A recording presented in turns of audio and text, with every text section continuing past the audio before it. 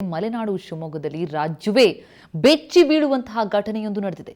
ವೇಶ್ಯಾವಾಟಿಕೆ ದಂಧೆಕೋರರ ಬಲೆಗೆ ಸಿಲುಕಿದ್ದ ಬಾಲಕಿಯೊಬ್ಬಳು ಕೊನೆ ಕ್ಷಣದಲ್ಲಿ ತಪ್ಪಿಸಿಕೊಂಡು ಬಂದಿದ್ದಾಳೆ. ಬಾಲಕಿ ಬಾಯ್ಬಿಟ್ಟ ಆ ಸ್ಫೋಟಕ ಮಾಹಿತಿಯನ್ನ ಒಳಗೊಂಡ ಎಕ್ಸ್ಕ್ಲೂಸಿವ್ ಆದಂತಹ ವರದಿ ಇಲ್ಲಿದೆ ನೋಡಿ.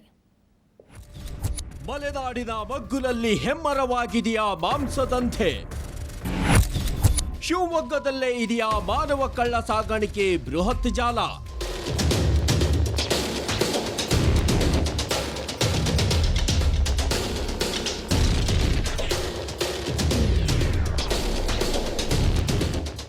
ಶಿವಮೊಗ್ಗ ರಾಜ್ಯಕ್ಕೆ 4 ಮುಖ್ಯಮಂತ್ರಿಗಳನ್ನ ಕೊಡುಗೆಯಾಗಿ ನೀಡಿದ ಮಲೆನಾಡಿನ ಹೆಬ್ಬಾಗಿಲು.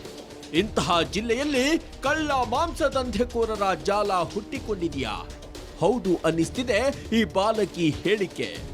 ಭದ್ರಾವತಿ ತಾಲೂಕಿನ ಗ್ರಾಮವೊಂದರ 14 ವರ್ಷದ 9ನೇ ತರಗತಿ ಓದ್ತಿದ್ದ ಬಾಲಕಿ ಈಕೆ. ಓದೋ ಹುಡುಗಿ ಸೌದಿ ಅರೇಬಿಯಾಕ್ಕೆ ಮಾರಾಟವಾಗ್ತಿದ್ದಳು. ಅಷ್ಟರಲ್ಲಿ ಮಹಾರಾಷ್ಟ್ರದ ಪೂನಾದಿಂದ ದಂಧೆಕೋರರಿಂದ ತಪ್ಪಿಸಿಕೊಂಡು ಬಂದಿದ್ದಾಳೆ ಎಂದು ಆತಂಕದಿಂದಲೇ ಹೇಳಿಕೊಳ್ತಾರೆ ಮನೆಯವರು. ಆಲೆ ಮನೆಯಿಂದ ಏನು ಮಾಡಿಬಿಟ್ಲು, ಯಾರೋ ಬಂದು ಕೆಲಸಕ್ಕೆ ಕೇಳಿದ್ರು ಅಂತ ಹೇಳಿ ಅಲ್ಲಿ ಕಳ್ಸಿಕೊಟ್ಲು. ಅಲ್ಲಿ ಕಳ್ಸ್ಕೊಡೋದಕ್ಕೆ ಆಕೆ ಮಾರಾಟಕ್ಕೆ ಹಚ್ಕೊಂಡ್ಲು. ಮಾರಾಟಕ್ಕೆ ಹಚ್ಕೊಂಡ್ಮೇಲೆ ಈ ಹುಡುಗಿ ಗೊತ್ತಾಗ್ಬಿಡ್ತು. ಅಲ್ಲಿಂದಾನೆ ನಡ್ಕೊಂಡು ಕಸ ತೆಗ್ದು ಹಾಕು ಅಂತ ಅಂದರು. ಕಸ ತೆಗ್ದಕ್ಕೆ ಹೋದವಳು ನನಗೂ ಕರ್ಕೊಂಡು ಹೋಗ್ತಾರೆ ಅಂತ ಹೇಳಿ ಈಕೆ ಬಂದ್ಬಿಟ್ಲು. ಭದ್ರಾವತಿ ಹೊಸಮನೆಯ ಸರ್ಕಾರಿ ಶಾಲೆಯೊಂದರಲ್ಲಿ ಅಡಿಗೆ ಕೆಲಸ ಮಾಡ್ತಿದ್ದ ಮಂಜುಳಾ ಮತ್ತು ಭಾಗ್ಯಮ್ಮ ಈ ಬಾಲಕಿಯನ್ನ ಕೆಲಸ ಕೊಡಿಸೋದಾಗಿ ಪೂನಾಗೆ ಕರೆದುಕೊಂಡು ಹೋಗಿದ್ದಾರೆ.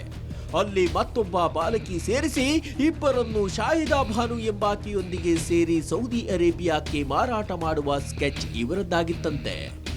ಈ ವೇಳೆ ಅಲ್ಪ ಸ್ವಲ್ಪ ಉರ್ದು ಅರ್ಥವಾಗ್ತಿದ್ದ ಬಾಲಕಿ ಪ್ರಶ್ನೆ ಮಾಡಿದ್ದಾಳೆ.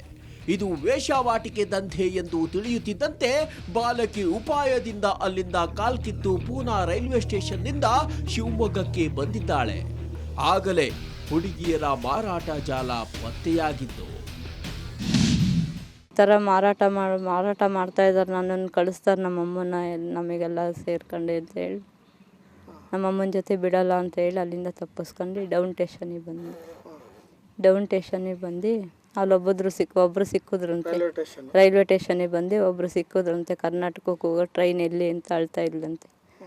ಅವಾಗ ಕರ್ಕೊಂಬಂದು ಪೊಲೀಸ್ನವರಿಗೆ ಒಪ್ಪಿಸಿದ್ರು.